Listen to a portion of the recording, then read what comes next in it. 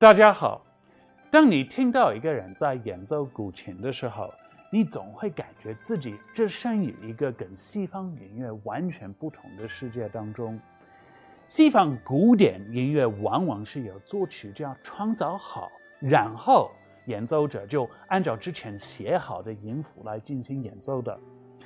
古琴的表演则往往是即兴的，演奏者就有更大的余地来根据自己当时的心情和感受来即兴发挥。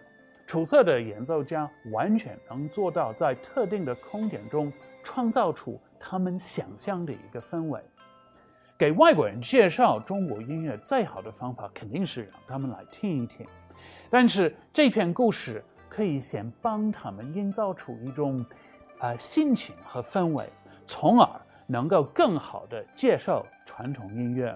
博雅在看到一轮圆乐之后，就立即走向古琴，把当时被环境所激发的情感直接传递到他的古琴上。而他在钟子期的坟前再次演奏古琴的时候，又会将情感通过音乐直接表达出来。中国音乐的那种根据主观体验来即兴直接表达的感受，是我们要通过这个故事传递给外国人的。好的，我现在准备把整个故事用英文朗诵一下。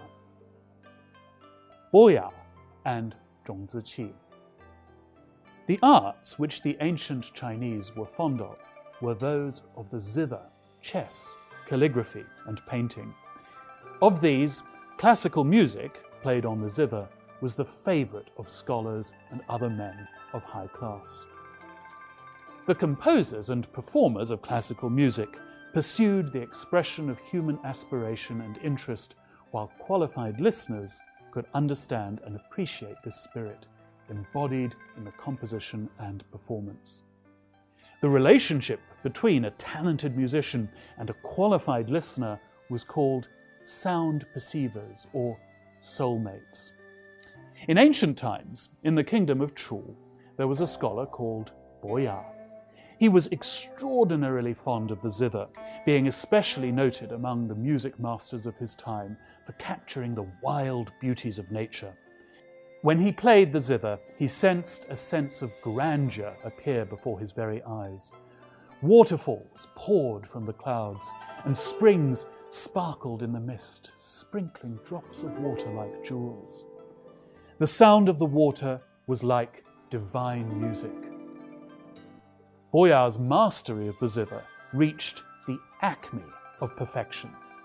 However, as he could find no one who could properly appreciate his playing, he felt somewhat lonely. Later, Boya took up an official post in the state of Jin. One day, he was sent on a mission to Chu. On account of a strong wind, he was forced to halt at the entrance to the Hanyang River. When the tempest passed, a full moon appeared, making its slow way through the clouds. Boya stood at the prow of his boat, gazing up at the moon and then down at the water, when a sudden urge seized him to play his zither. No sooner had he finished a tune than a woodcutter burst from behind the bushes, uttering words of fulsome praise for Boya's playing. Surprised, Boya asked him, "You can hear the zither, but can you tell whether it's being played well or badly?" The woodcutter smiled and said, "Could you play another tune for me?" Boya happily complied. He adjusted the strings of the zither and played a resounding air. The woodcutter nodded with a heartfelt sigh. "Wonderful! Your zither conjured up for me the majestic loftiness of Mount Tai." Boya played again. This time, his zither recreated a world of perfect peace. The woodcutter again nodded and said with a sigh, "Excellent! Your zither conjured up for me the waters of a gently flowing stream." Boya was delighted to hear the woodcutter's comments, put aside his zither, rose, and addressed the man courteously. "Sir, may I ask your name?" The other returned his bow and replied, "My name is Zhong Ziqi." Boya said with a sigh, "I have acquaintances all over the country, but few really understand me." He then told his servant to light incense and candles and formed a bond of fraternal friendship with Zhong Ziqi, pledging to meet him again in the same place the following mid-autumn day. In autumn the following year, Boya went to pay a call on his friend, only to find, to his great chagrin, that his soulmate had passed away. In front of Zhong Ziqi's grave, Boya took up his zither, weeping. He then played the tune, Mountains and Streams. At the end of the tune, he took out a knife and cut the zither's strings. Raising his face to heaven, he lamented, "The person who really understood me is gone forever. For whom shall I play my zither now?" With these words, he smashed the zither on the ground. The zither was broken and the strings were severed. From that time on, the story of Boya and Zhong Ziqi has been passed down from generation to generation. The hearts of the two men responded to each other in perfect understanding, and their affection became sound perceivers, a proverbial expression for empathy. The words mountains and streams have been used to describe closeness and affection between soulmates. The moral of this story. China's ancient arts draw their inspiration mostly from nature. People who can appreciate the attraction of art are generally called bosom friends. The ancient music of the zither was an art attractive to refined gentlemen of olden times, and Mountains and Streams encapsulates their aesthetic feelings. They had a constant longing for the empathy with which others could understand them. Throughout the ages, there has been a consensus among scholars as to the value of empathy. Okay, so you've just heard me read the whole story from beginning to end. Now, in this part of the class, what we're going to do is to practice some specific skills related to recitation. 好，大家已经听到我从头到底把我们这个故事的英文版朗诵一下。那么现在我们要学一些朗诵的技巧。然后在这一块，我主要想强调的一个技巧是如何通过强调某些单词去创造一种悲伤的意境。So we want to learn how to create a sense of sadness through emphasizing certain words. And it's not just a sense of sadness, we could also say it's a sense of pathos. Pathos is a word we often use when we're talking about literature. Whenever a writer uses language and words to make us feel sympathetic for characters in a novel, for example, we often use the word pathos. Or if the writer wants to create a sense of sadness, often a sense of loss, as we see in this particular story. The sadness in this story is Boya's loss of Zhong Ziqi. But to convey that pathos when we're reading a story, we need to make sure we're bringing the right emotions with us. 所以，如果一个故事本身是有一种悲伤的感觉，或者一种相当于悲剧的那种感觉，我们是需要通过我们的声音来把这个感觉传播出去。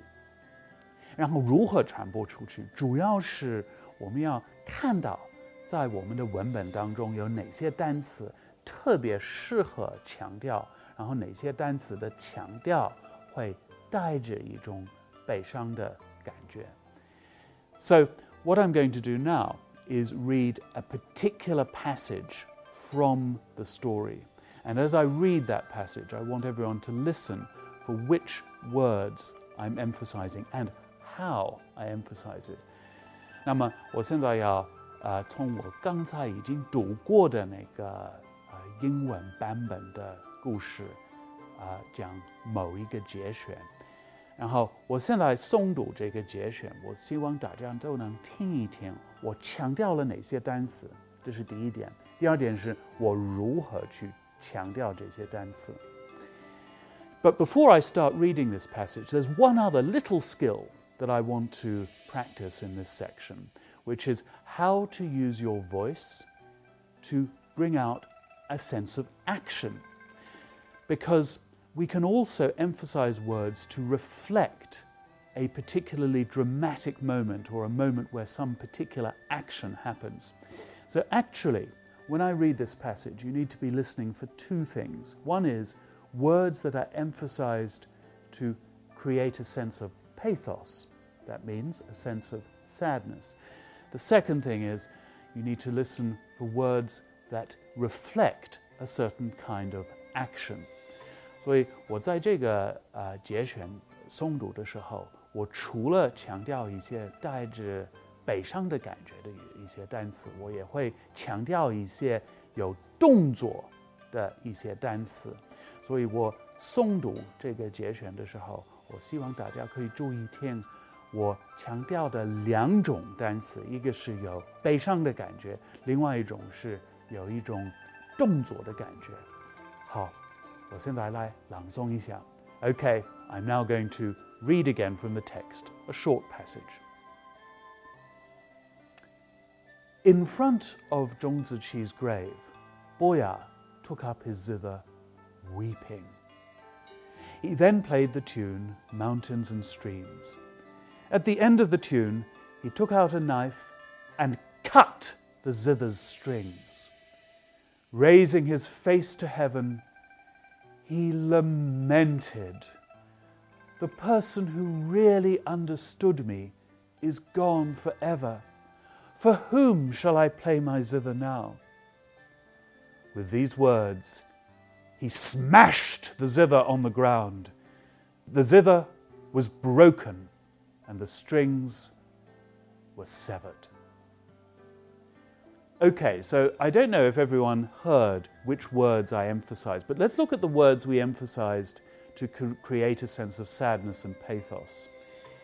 If you heard how I emphasized weeping and lamented, then you would have got the right answer. It was particularly those two words that I was trying to emphasize in a slightly exaggerated way to create this sense of pathos. Let's look at these words in isolation. If I have a sentence like this, a simple sentence, a three-word sentence, he was weeping. Now, if I said you have to emphasize the word weeping, you could emphasize it like this. He was weeping. I've emphasized the word, but I haven't emphasized it in the right way. Why not? Because the way I've emphasized it hasn't reflected the meaning of the word. 就是说，我如果拿一个很简单的句子来做一个例子 ，He was weeping， 他在哭。那么我强调 weeping 的时候，我如果这样强调 He was weeping， 那这个就错了。为什么呢？因为虽然我强调了那个单词，但是我并没有反映它的含义、它的意思。那么我应该如何去强调这个单词？我应该这样去强调 ：He was weeping。你看，我把这个“一”的那个声音变得特别长，然后我带着一种悲伤的一种情绪。So I elongated the sound of E and I had a sense of sadness in my voice. Lamented is a similar kind of word. Lamented and weeping have similar meanings, although there is a subtle difference between weeping and lamented, because weeping just means crying. You can be weeping for all kinds of different reasons, but lamented has a connotation of meaning a particularly sad loss. You usually lament because something really rather terrible has happened, or something that you feel very deeply mournful and sad about has happened. So lamented needs to have slightly more of a tone of complaint in there. Often when we talk about someone complaining to the gods, we'll say they lamented. So let's just practice emphasizing that word on its own. He lamented. Now, 怎么样去强调? He lamented. He lamented. 那么我建议大家在家里可以自己练一练，强调 weeping， 强调 lamented，因为这样不仅仅对你的诵读能力会有帮助，但是也会对你整个英语口语的一个表现力也会很有帮助。那么第二点，我们今天要学的一点就是如何用我们的声音来反映一种动作。然后，我不知道大家听到了没有？有2个动词，我在这个段落特别强调了，一个是 cut。那你听我如何强调了？我并没有强调 cut， 像我强调 weeping 一样，我并没有这么说。He cut the strings， 我是这样说的。He cut the strings， 为什么？因为我这样说 ，cut 就有一点反映这个切断这种动作和声音。那么另外我强调的一个单词是 smashed，He smashed the zither。所以这2种强调单词的方法也很值得在家里去练一练。He cut the strings. He smashed the zither. Okay, what I'm now going to do is read that sentence again, or read the whole paragraph again. Read that passage again. Listen again, and again listen to how I emphasize certain words and try to practice it at home. I just want to say one thing. Maybe some of you might think that my recitation of this passage is a little exaggerated. It is.